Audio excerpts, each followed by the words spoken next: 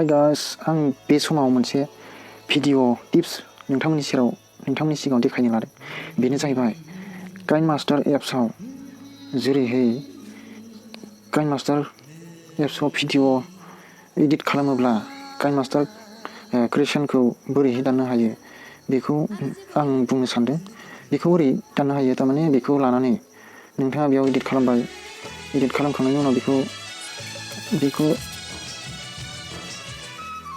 बेखौ माबानांगौ। ओरैहाय एक्सपर्ट खालामखांनायनि उनाव आंहा अलरेडि एक्सपर्ट जानानै दंखायो बेखौ स्किप खालामबाय आङो।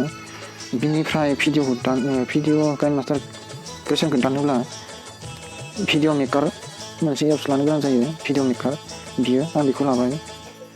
बेनिफ्राय जे भिडिअखौ नों एडिटिं खालामदोंमोन काइनमास्टार एप्सआव, बे भिडिअखौ नों लाबोनांगोन।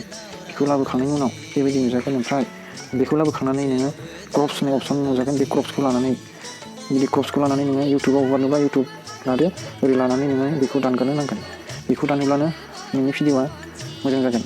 ओरै दाननांगौ, बियो जानानै फैबाय। बिदिनो नोंथांमोना मोजां भिडिअ मोननो हायो।